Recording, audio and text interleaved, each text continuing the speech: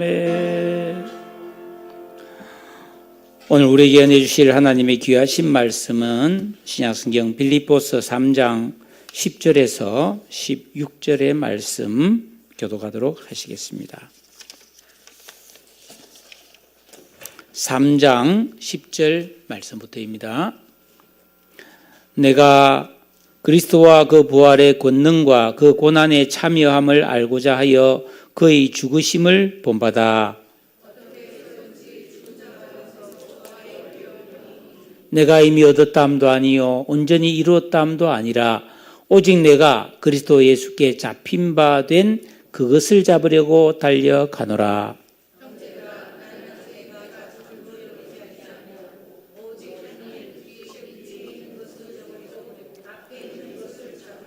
표대를 향하여 그리스도 예수 안에서 하나님이 위에서 부르신 부름의 상을 위하여 달려가노라.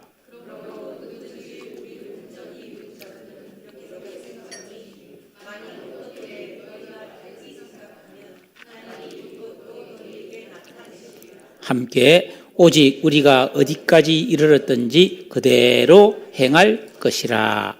아멘. 설교를 시작하기 전에 제가 쪽지를 하나 넣어드리겠습니다. 이 쪽지가 하나 있습니다. 이 쪽지를 펴보면 이만한 크기가 되고 이렇게 펼치면 이렇게 이만큼 엄청 길죠. 이 글씨가 이 깨알 같은 글씨로 가득 채워 있습니다. 이게 읽기가 참 힘들더라고요. 이게 뭐냐면 제가 작년 10월 달에 건강 진단을 받았는데 고지혈증이 있다. 그래가지고 로스톤이라는 약을 의사가 처방해 줬어요. 그 약 안에 들어있는 그 부작용에 대한 위험성을 안내하는 건데 어마어마한 양이에요. 이걸 만약에 A4로 옮기면은 여러 장이 될 것입니다. 이대로 딱 들어있는데 처음에는 몰랐는데 펼치니까 이게 너무나 큰 거예요. 여러분, 우리가 먹는 조그만한 콩알만한 알약에 대한 이 사용 설명서가 이 정도라면 우리가 일평생 100년 가까이 살아가는 인생을 사용하는 설명서는 얼마나 많아야 할까요? 사도 바울은 이 빌립보서를 기록하면서 1장과 2장에서 교회 안에서는 성도가 복음에 합당하게 생활하면서 한마음 한뜻이 되어야 된다고 권면했어요. 그리고 우리가 지난주에 보았던 이 빌립보서 3장 서두에서는 외부로부터 침투하려는 그런 거짓 교사들과 이단들, 구체적으로 말하면 개와 같은 자들, 행악하는 자들, 몸을 상해하는 일을 주장하는 할례파들을 삼가라라고 경계했습니다. 성도는 왜 이렇게 지켜야 할 일과 해야 될 일이 많은가? 그냥 알아서 형편대로 잘 믿으면 될 텐데 라고 생각하는 사람도 있을 수 있습니다. 그러나 신앙생활은 신형 스마트폰이나 첨단 자동차 이상으로 정교하고 정확하게 설계되어 있고 죄와 불법과 핍박이라는 여러 악조건을 이겨내면서 거룩함에 이르러야 되는 아주 고난도의 영적 생활입니다. 그렇기 때문에 이 설명서대로 하나님의 말씀인 성경대로 경계를 받지 않으면은 바른 신앙으로 살기가 어렵다는 겁니다. 사람의 인체가 육체가 너무 중요하기 때문에 이런 설명서를 주는 거죠. 최근에 의학 보고서에 따르면 우리가 코로나 시절을 지나면서 백신을 맞았잖아요. 이 백신이 원래는 임상을 적어도 3차까지 완벽하게 해서 최소한 10년 이상을 실험을 한 다음에 안정성이 검증돼야 줄 수 있는데 이번에는 그렇게 하지 않았죠. 그리고 급하니까 백신을 막 맞았어요. 그 결과 의학계에서는 지금 발표를 안 하죠. 암 환자가 많이 늘고 있습니다. 코로나 이전보다 암 발생률이 굉장히 높아지고 있습니다. 적어도 10% 이상이 늘고 있습니다. 전 세계 공통적으로. 백신을 맞은 나라에서. 발표는 안 하죠. 그러니까 이 인체의 질서도 너무나 중요하지 않습니까? 그런데 이 사람은 영혼육을 가졌지 않습니까? 그러니까 우리가 영적 생활을 함에 있어서 정말 지켜야 될 것, 깨달았고 순종해야 될 게 얼마나 많으냐. 하나님의 말씀인 성경대로 믿지 않으면 바른 신앙생활이 안 됩니다. 하지만 이보다 더 중요한 사실이 있습니다. 그것은 성도 각자가 바른 신앙생활을 통해서 이루어야 될 영적인 목표가 있다는 겁니다. 여러분, 학생이 대학 학교를 입학했다. 초등학교 입학하고 중학교 입학하고 그냥 학교를 다니는 게 목표가 아니잖아요. 초등학교에서 통해서 도달해야 될 지식의 수준이 있는 거지. 적어도 초등학교에서는 이 정도는 알아야 되고, 중학교에 졸업할 때는 이 정도는 알아야 되고, 고등학교는 이 정도는 알아야 된다는 게 있는 거예요.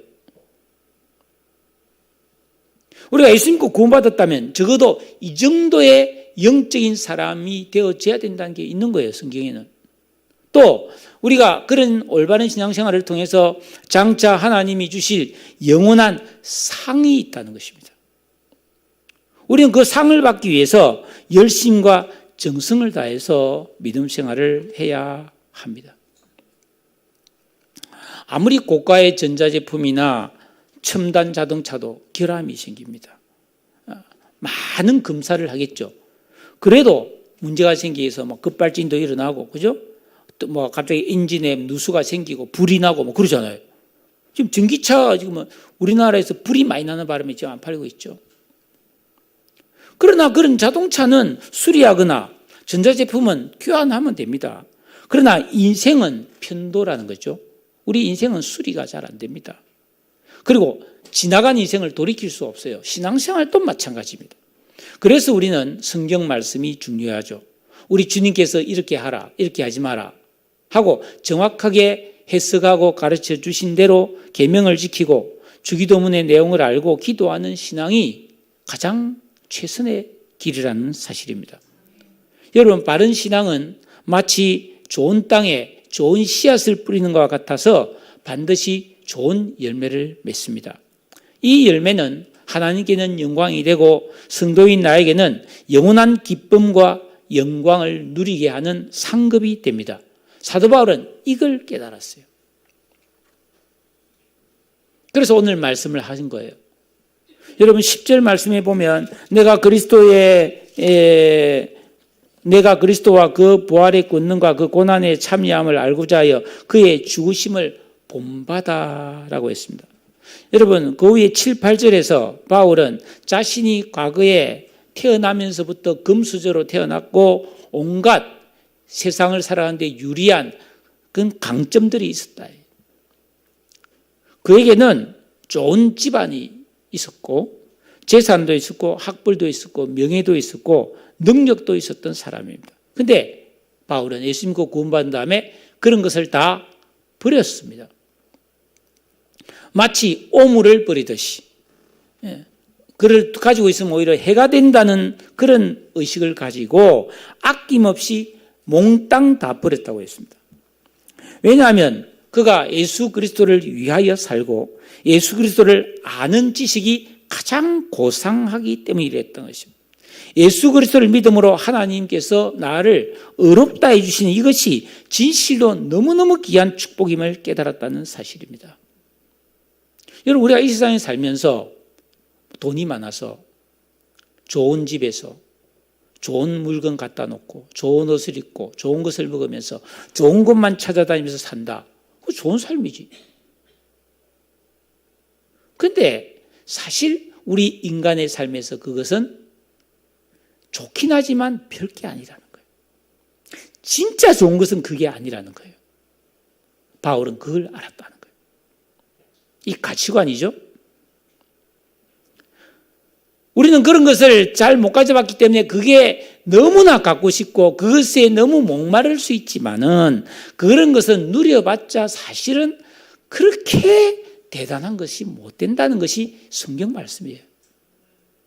솔로몬이 그랬지 않습니까? 다 해봤다며.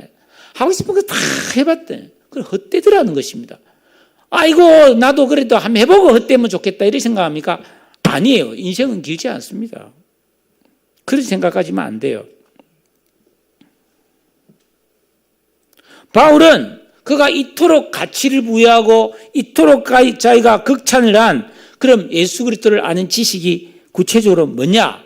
그에 대한 좀 자세한 이야기가 오늘 말씀입니다. 그리스도의 부활과 권능과 그 고난에 참여하는 행복이라는 것입니다. 여러분, 우리가 예수 믿고 구원받은 성도들 치고 예수님의 고난과 죽으심과 부활에 대해서 모르는 사람 아무도 없죠. 다 알아요. 그러나 그렇게 아는 것은 단순한 지식에 불과합니다. 그런데 이런 예수 그리스도를 아는 지식이라고 하는 것은 그런 아는 것으로 그치는 게 아니고 경험적이고 실제적으로 내 삶에 능력과 유익을 주는 지식이어야 된다는 것입니다.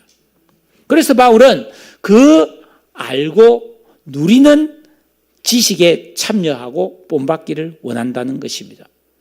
로마서 6장 4절 5절에 보면 그러므로 우리가 그의 죽으심과 합하여 세례를 받음으로 그와 함께 장사되었나니 이는 아버지의 영광으로 말미암아 그리스도를 죽은 자 가운데서 살리심과 같이 우리도 또한 새 생명 가운데서 행하게 하려 함이라.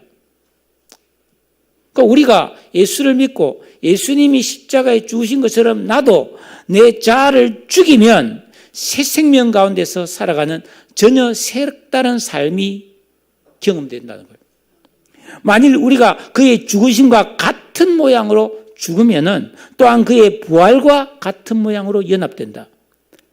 그러니까 우리는 그렇게 자아가 죽으면 부활하듯이 더 좋은 새 생명으로 살 수 있는 부활의 능력을 경험할 수 있다는 거예요. 그러니까 안 죽으니까 문제라는 거예요. 예수님이 그 고난을 당한 것처럼 우리도 진리를 위해서 하나님 뜻을 위해서 고난을 안 당한다는 거예요. 그렇게 하나님을 위해서 고난을 감수하고 하나님을 위해서 죽기까지 믿음으로 살면 부활과 같은 어마어마한 능력과 축복을 경험할 수 있는데 그걸 못한다는 거예요.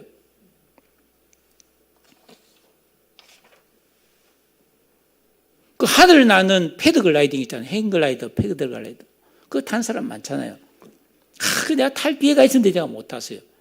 십자수 기도 있을 때 뒷동산에서 그게 생겨가지고 사람들이 많이 올라타더라고. 나 저거 올라간다. 결심을 하고 딱 올라갈 날짜 잡고 있는데 내려가라 해서 내려와 버렸어요.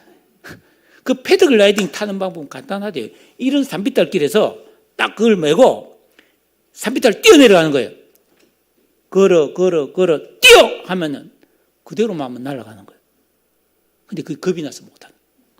산비탈을 걸어, 뛰어 하면 불쩍 이렇게 짱뜨려 뛰어내려야 돼. 그러면 나르는 거예요. 근데 그게 쉽지만, 말은 쉽지. 걸어, 뛰어! 이걸 못하는 거예요.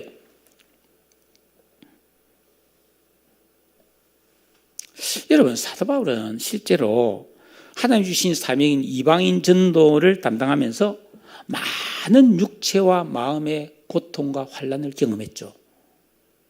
그렇지만 그와 동시에 엄청나게 좋은 하나님의 은혜와 능력과 사랑이 부어졌어요.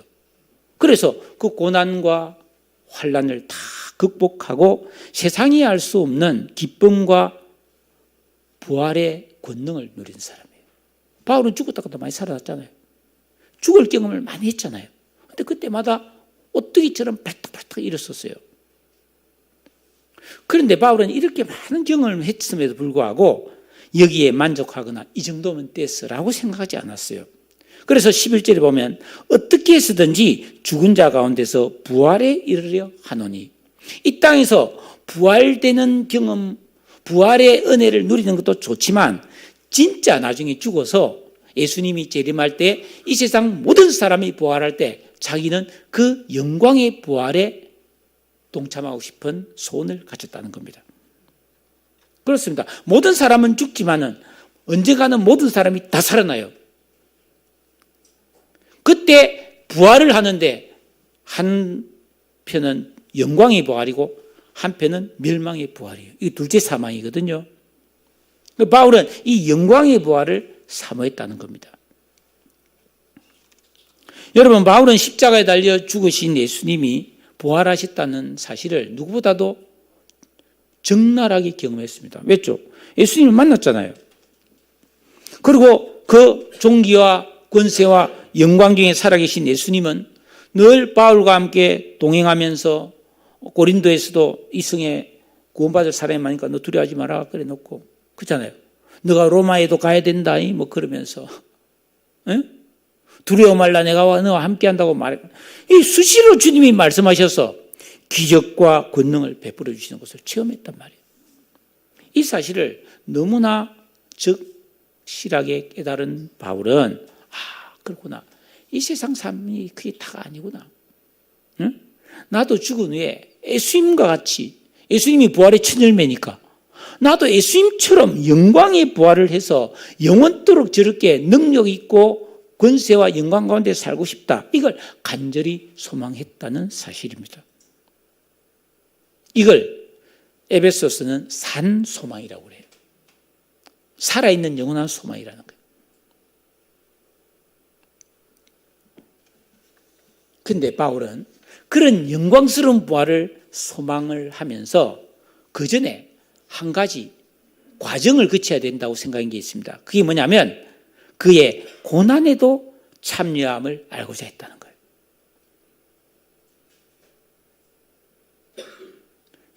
이 찬송가 487장에 보면 어두운 후에 빛이 오며 바람 분 후에 잔잔하고 죽음 후에 부활이 있다고 그렇게 말합니다. 괴로움 후에 위로가 있다고 말하고 있습니다. 로마서 8장 17절에 보니까 우리가 그와 함께 영광을 받기 위하여 고난도 함께 받아야 할 것이니라. 이게 바울의 말이거든요. 이게 바른 신앙이라는 것입니다. 오늘날 많은 사람들이 고생하지 않고 힘들이지 않고 편안하고 잘 되기를 원합니다. 굉장히 악한 마음이에요. 이게 정상이 아니에요. 여러분 학생이 공부 안 하고 100점 받고 싶다. 고생하여 땀 흘리고 막 피곤함 없이 그냥 편안하게 쉬면서 그냥 부자로 살고 싶다. 이게 가능한 일입니까? 그걸 가능하게 하려면은 엉뚱한 짓을 해야 됩니다. 도둑질 해야 되죠. 사기쳐야 됩니다. 일확천금을 노려야 됩니다. 이 말이 맞는 소리예요. 여러분, 먼저 죽어야 부활이 가능한 거죠. 아무런 고난 없이 하나님의 복과 은혜와 영광과 존귀함을 얻고자 하는 것은 거짓 신앙이라는 거예요. 그래서 신앙에는 왕도가 없습니다. 공부에도 왕도가 없죠. 공부 안 하고 공부 잘할 수 있는 방법은 없다 이 말이에요. 그런데 자꾸만 쪽집게 가에 이래서 최소한의 노력으로 막 돈만 많이 들여서 이렇게 좋은 결과를 얻고자 하는 사람들이 들어있죠. 여러분 우리가 예수 믿고 구원받은 다음에 주님의 말씀을 따라 순종하기 위해서 고생을 하고 진리의 싸움을 싸우면서 헌신과 봉사를 하며 사는 것은 헛고생이 아닙니다. 가장 귀한 부활을 얻기 위해 당하고 겪는 고난은 가치 있고 보람되고 가장 지혜로운 선택이고 최선의 삶인 것을 믿으시기를 바랍니다. 그리스도인은 이 길을 가야 끝에 웃을 수가 있어요. 성경은 많은 신학자들 중에서 그렇게 안 믿는 사람도 있지만 예수 믿고 구원받아서 천국에 가서도 슬피 울며 이를 가는 사람이 있을 수 있다고 말합니다. 왜? 내가 왜 예수 믿고 구원받았으면서도 그 올바른 믿음 생활을 안 해서 이런 좋은 상을 놓쳤을까? 그 애통한 사람이 있다고 말하고 있습니다. 그래서 바울은 12절에 우리 같이 한번 읽어볼까요? 12절 말씀 다 같이 읽겠습니다. 시작. 온전히 이루었답니다. 잡힌 바 된 그것을 달려가노라. 바울은 8절에서 자신은 그리스도를 얻었다고 했습니다. 9절에서는 하나님께서 주신 의를 가지고 있다고 했습니다. 그는 비몽사몽 중에 삼청천 하나님 계신 낙원에도 다녀올 만큼 영적 세계를 체험했습니다. 더구나 하나님께서는 바울에게 고린도서 12장 9절에서 내 은혜가 너에게 족하다, 충분하다. 하나님은 바울에게 조금도 모자람이 없도록 충분한 은혜를 베풀어 줬다고 해요. 그 정도로 바울은 많은 은혜를 누린 사람입니다. 그런데도 바울은 아직 나는 얻어야 될 것, 이루어야 할 것이 남아 있다고 지금 말하고 있습니다. 그것은 예수님께서 구원받은 그리스도인에게 결국 마지막으로 주고자 하는 그것, 궁극적인 구원의 완성과 목표를 말하는 것입니다. 바울은 그것을 잡으려고 달려가고 있다. 현재 진행형입니다. 전에 달렸다. 앞으로는 열심히 할 거다가 아니고 지금 나는 달려가고 있다고 지금 말하고 있는 것입니다. 이것은 우리가 신앙생활을 진지하게 노력하기를 멈추지 않고 계속한다는 의미죠. 얼마나 겸손하고 신실합니까? 성도인 우리는 이미 예수 믿고 구원을 받았습니다. 그러나 아직 이 구원이 완성된 것은 아닙니다. 여전히 이 세상에서 불법과 죄와 싸우며 자주 넘어지고 고난을 감수하면서 살아갈지라도 우리는 이 계명을 지키고 기도함을 통해서 자신의 구원을 이루어 가야 된다는 겁니다. 그런데 이 당시에 율법주의자, 행악자, 할례파, 이단들은 마치 자기들은 다 이룬 것처럼 교만했어요. 여러분 지금도 이단들은 자기네들의 교리와 성경의 승만이 완전한 것처럼 그 교주가 이만희를 비롯한 그 교주가 대단한 뭔가가 있는 것처럼 미혹하고 선전합니다.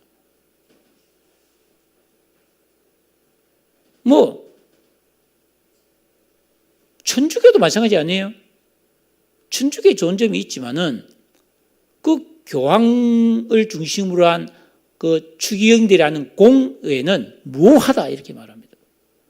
교황이 공의회를 통해서 결정한 사항은 무효하다 이렇게 말합니다. 그런데 역사적으로 뭐합니까? 십자군 전쟁만 해도 결점투성이잖아요.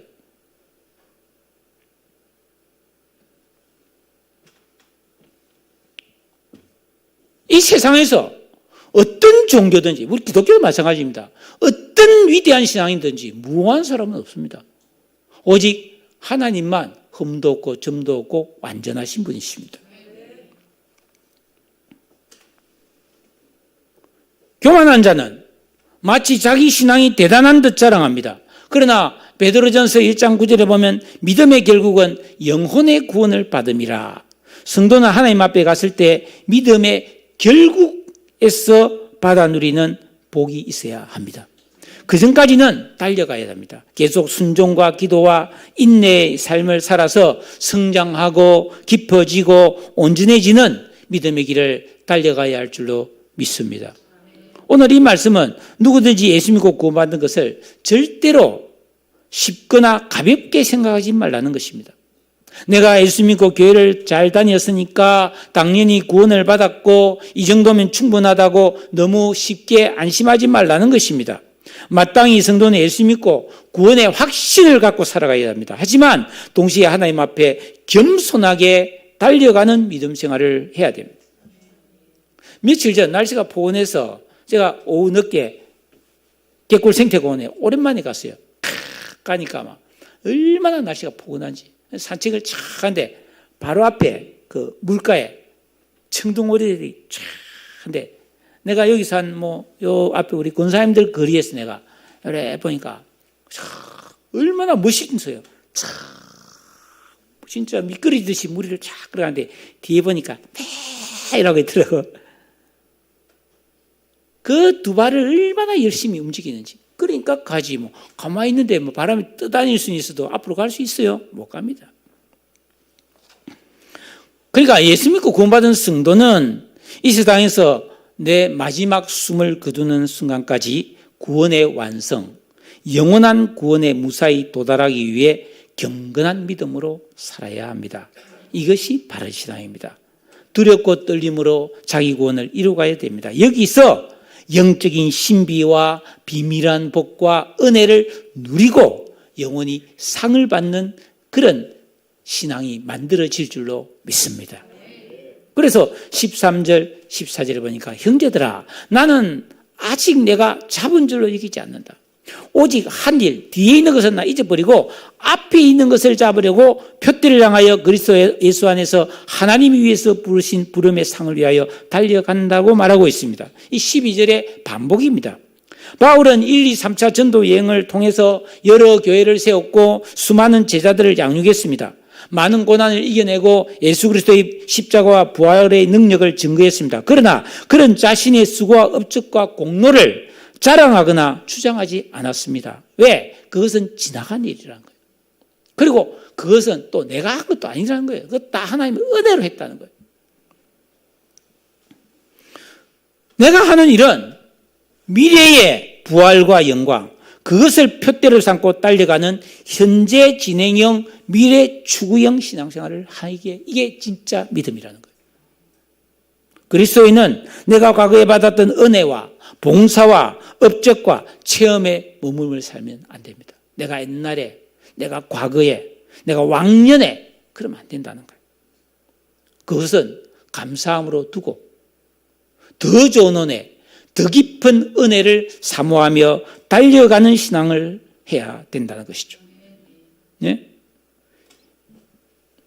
2024년 올해죠. 7월 26일에 프랑스 파리에서 33회 올림픽이 열립니다.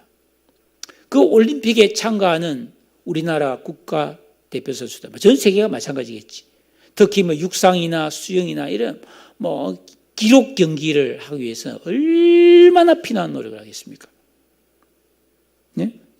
상상을 초월하는 자기 절제와 고강도 훈련을 쉬지 않습니다. 여러분, 한 이틀 전입니까? 지금 카타르 도하에서 지금 세계 수영 선수권이 열리는데, 지금 우리나라가 축구는 막 욕바지를 먹고 있지만은 수영 선수가 지금 황금 세대라고 할 정도로 지금 세계 정상급 선수들이 여러 명 있습니다. 그래서 뭐 200m, 400m 금메달 땄어요. 세계 선수권에서. 과거에 뭐 우리나라 박태환 선수보다 훨씬 더 뛰어난 성적을 거두고 있는데, 특히 단체전 800m 계영, 한 사람이 200m씩 계영을 하는데 이게 4명이 해야 되니까 적어도 세계적인 선수가 4명은 있어야 그 메달을 딸 수 있으니까 이게 쉬운 일이 아니잖아요.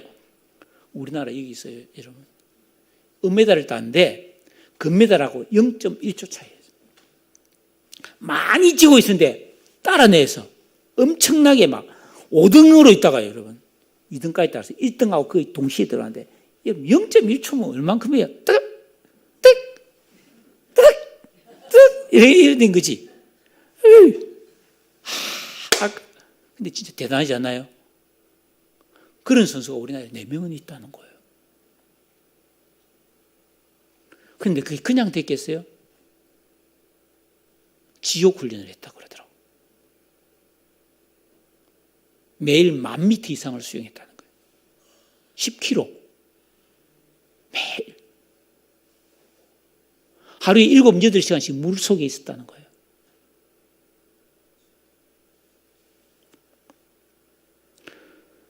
여러분,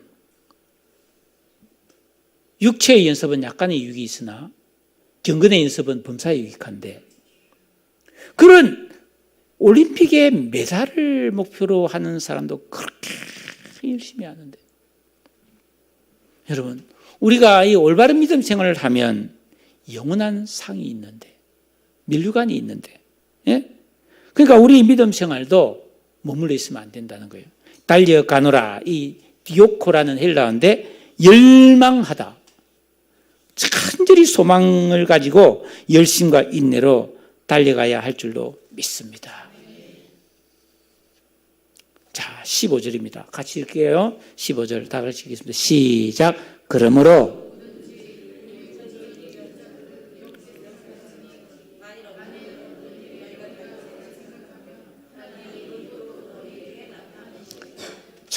저는 이 말씀도 얼마나 성경은 균형을 이루고 있는가, 제가 참 탐복을 했습니다. 여기 보면 우리 온전히 이룬 자들 이렇게 말했습니다. 여러분, 바울은 12절에서 자신은 아직 온전함을 이루지 못했다고 말했거든요. 내가 온전히 이루었다면 아니다 그랬잖아요, 12절에서. 근데 여기 보니까 우리 온전히 이룬 자들 이렇게 말하고 있는데, 이 사람 도대체 누구냐 이 말. 바울을 자기를 포함시켰습니다. 여러분, 우리는 다 온전하지 못합니다. 온전한 분 손 들어보세요. 저도 온전하지 못하고 너무나 결점과 약점이 많습니다. 그렇지만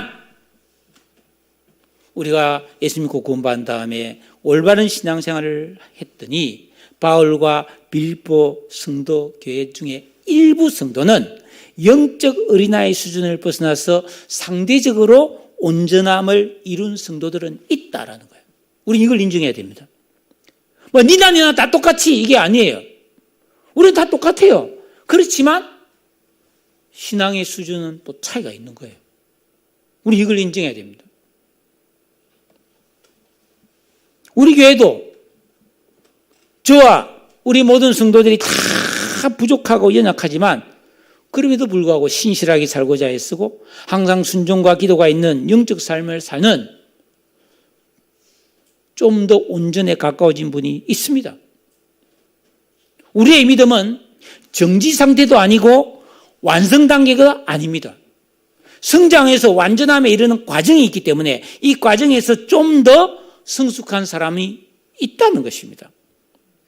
우리는 흐르는 시간 속에서 그렇게 영적 성장을 점진적으로 이루어가야 됩니다. 딸려가는 신앙생활을 하면 반드시 온전함에 이르게 될 줄로 믿습니다.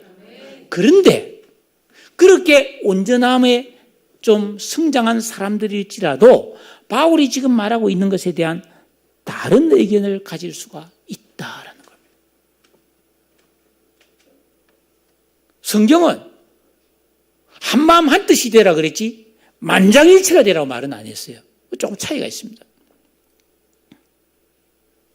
제가 여기서 여러분에게 어떤 신앙의 체계, 영적 체계를 가지고 여러분에게 계속해서 일관된 신앙생활을 여러분에게 강조하고 있지만 여러분 중에는 딴 생각하고 있는 분이 있을 수 있어요. 그러나 비록 그렇다고 할지라도 우리가 하나님 말씀에 대한 진정한 순종과 기도의 삶을 살고만 있다면 문제될 게 없어요. 선하신 하나님께서는 결국은 우리를 하나 되는 길로 바른 길로 이끌어 주시기 때문이에요. 왜? 진리는 오직 한 길이니까. 예수님께서 내가 곧 진리요 생명이라고 말씀하지 않았어요. 바른 신앙생활을 해가면서 다른 의견이 있으면 괜찮아요. 결국 우리가 말씀 앞에 진리 앞으로 들어올 수 있기 때문이에요. 근데 그게 아니고 올바른 신앙생활을 안 하면서 자꾸 딴소리 한다. 그거는 문제가 있습니다. 겸손해야 합니다. 15절. 정말 중요한 말씀이라 생각합니다. 자, 16절입니다. 오직 우리가 어디까지 이르렀든지 그대로 행할 것이니라. 여러분, 성도는 자신이 제법 온전함에 이르렀다고 이만하면 됐다는 식으로 성장을 멈추면 안 돼요. 또 나는 너무너무 부족하다고 해서 낙심하거나 달려가기를 포기해서도 안 됩니다. 내 믿음의 상태가 지금 어디 수준까지 이르렀든지 그리스도인은 표대를 향해 달려가는 믿음 생활을 계속해야 합니다. 그래서 하나님의 성령으로 봉사하며 그리스도 예수로 자랑하고 육체를 신뢰하지 않으며 항상 복종하여 두렵고 떨림으로 자기 구원을 이루어가야 합니다. 어떻게 해요? 계명 순종. 주기도문의 순수한 영을 붙들고 기도하는 진정한 영적 생활을 통해 묵은 땅에서 길가 돌밭 가치밭을 기경하듯이 이제 곧 봄입니다. 아마 시흥시청 가는 논에는 또 모내기를 하기 위해서 땅을 개강할 것입니다. 옛날에 막 소몰고 막 쟁기를 가지고 땅을 엎었다잖아요. 흙덩이를 깨고 그러면서 이제 농사질 준비를 했는데 여러분 우리 다 내 심령의 밭에서 옛사람의 악한 의식과 지각과 인격을 뽑아내야 됩니다.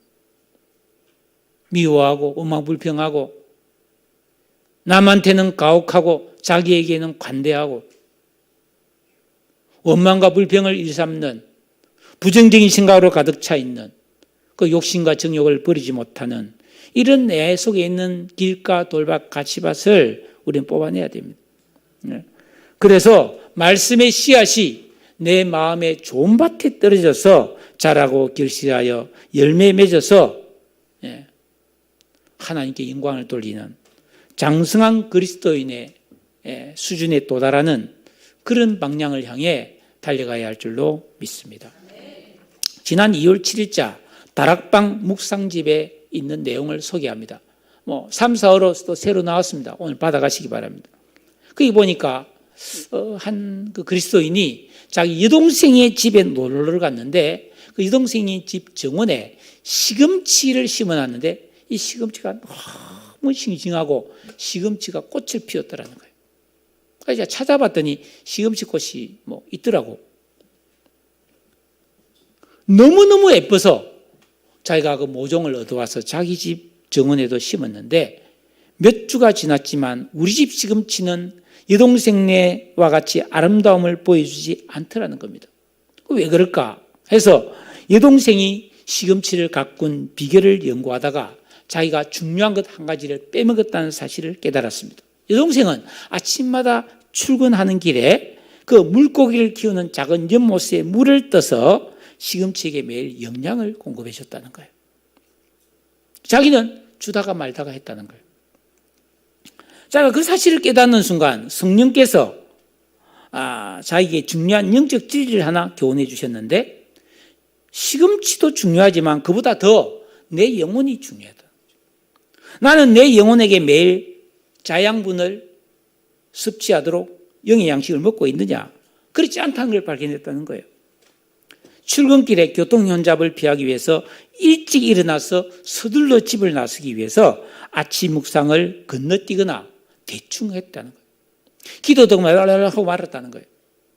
어떤 날은 너무 바빠서 하루 종일 성경 한 번도 펼치지 못했다는 겁니다. 이렇게 일관성 없는 영적 생활은 내 영혼이 시들고 꽃을 피우지 못한 시금치처럼 약하고 보잘것없게 만들어져 버리고 말았다는 겁니다.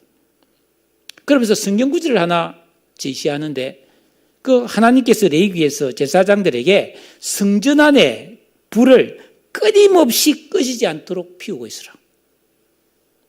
여러분 생각해 보세요. 옛날에 우리 왜 아궁이에 그죠? 그 불을 꺼뜨리지 않기 위해서 불씨를 항상 남겨주잖아요. 왜? 성냥이 없으니까 불씨를 꺼뜨리면 이게 불 피우려면 힘드니까 그 불씨를 안 꺼뜨리려고 계속 살려놓고 있었단 말이죠. 근데 그게 중요해요. 항상 불이 타오르게 해서 하나님은 그 제사장들이 진짜 정신 바짝 차리고 얼마나 노력했겠어요. 제사장이 불을 꺼뜨리지 않아서 계속해서 거기에 나무를 공급하듯이 이 지연이의 여동생이 날마다 정원에 그 물을 주듯이 우리 영적 삶에도 좋은 결과를 얻고 성장하려면 매일 하나님 말씀의 묵상과 순종과 기도 생활을 해야 된다라는 거예요. 우연히 좋은 결과에 도달하는 것이 아니라 꾸준한 노력이 영적 성장의 비결입니다. 이게 그 다락방 내용이었어요. 2014년 우리 한국교회 성향에 대한 연구조사 보고서를 보면 코로나 2년의 코로나 기간을 지나면서 미국 교회는 성도들의 믿음이 훨씬 좋아졌다는 통계입니다. 교회를 못 나가니까 집에서 성경을 보고 기도를 하고 더 하나님의 은혜를 구했다는 겁니다. 그런데 우리나라는 오히려 신앙이 훨씬 안 좋아졌답니다. 그 이유가 뭘까? 설문조사를 해보니까 특히 3040 그리스도인들 중에서 OTT에 너무 빠져 있더라는 거예요. 넷플릭스라든지 여러 가지 드라마, 영화, 이런 유튜브 그런 것에 빠져 있고 그것에 많은 시간을 들였다는 것입니다. 반면에 묵상과 기도 시간이 줄었다는 것이죠. 영화는 하루에 여러 편을 달아서 다 보고 드라마 몰아서 왕창 보고 그런 보도가 있잖아요. 쉬는 날 몰아서 보고 싶은 거 다 골라본다. 글쎄, 그 얼마나 유익이 있는지는 모르겠습니다. 여러분 쉬는 날 마음 잡고 한번 기도 하루 종일 해본 적 있으신가요? 영적 성장을 위해서 우리는 달려가야 되는데 토끼와 거북이의 경주에서 토끼가 도중에 잠을 잔 것처럼 우리는 영적으로 토끼가 아닌데도 잠을 자는 거예요. 일어나야 됩니다. 우리나라 국가 통계를 보면 현재 우리 한국 인구가 뭐 이제 한 5,100만 가까이 되는 걸로 알고 있는데 기독교인 비율이 한 8%. 8% 아닙니다. 죄송합니다. 한 800만 정도가 됩니다. 16% 정도 돼요. 그런데 그 800만 중에서 이단이 8%라는 거예요. 이단이. 적어도 한 60만 정도가 되는데, 근데 여기서 문제가 뭐냐면, 기독교인들 중에서 가장 열심히 믿는 사람들이 이단이라는 거예요. 여러분도 인정하시죠? 모이고 전도하고 하는 게 이단들이 참 열심히 해요. 그러니까 우리는 이단을 무조건 비판만 하는데, 여러분, 가만히 앉아서 비판만 하는 것은 뭐 썩 좋은 방법은 아니라는 생각을 하고 있습니다. 여러분, 일어나셔야 됩니다. 거룩하고 신실한 믿음을 회복하셔야 합니다. 히브리서 12장 1절, 이러므로 우리에게 구름같이 둘러싼 허다한 증인들이 있으니 모든 무거운 것과 얽매이기 쉬운 죄를 벗어버리고 인내로서 우리 앞에 당한 경주를 경주하며 믿음의 주요 또 온전케 하시는 예수를 바라보자. 그 예수님은 그 앞에 있는 기쁨을 위하여 십자가를 참았다. 여러분, 우리 앞에 있는 이 좋은 신앙생활의 결국은 어마어마한 기쁨이고 영원한 영광이고 영원한 상이 기다리고 있다. 그걸 위해 예수님은 부끄러움을 개의치 않았고 고난을 마다하지 않았으므로 우리 앞에 봤잖아요. 종의 형체를 가졌고 죽기까지 복종함으로써 하나님 보좌 우편에 앉으셨다고 했습니다. 영적 잠에서 깨어나야 합니다. 안전뱅이 신앙에서 회복되어야 합니다. 여러분, 잠자는 신앙에서 깨십시오. 앉아있는 삶에서 일어서서 달려야 합니다. 건강한 신앙이 회복되어야 합니다. 주님이 주실 상을 가볍게 여기지 말고 포기하지 말고 여러분 서로를 격려하면서 같이 손잡고 이 믿음의 경주를 달려갑시다. 기도하겠습니다. 오늘 말씀을 생각하면서 여러분 무엇을 깨달았습니까? 어떤 도전을 받았습니까? 아이고 목사님 뭐 말씀은 옳은데요. 저는 그냥 살래요. 그러면 안 됩니다. 주님 일어나겠습니다. 잠에서 깨겠습니다. 슬슬 산책하듯이 그렇게 가는 게 아니라 달려가는 신앙생활을 하겠습니다. 주여 인도해 주시옵소서. 우리 다 같이 한번 동성으로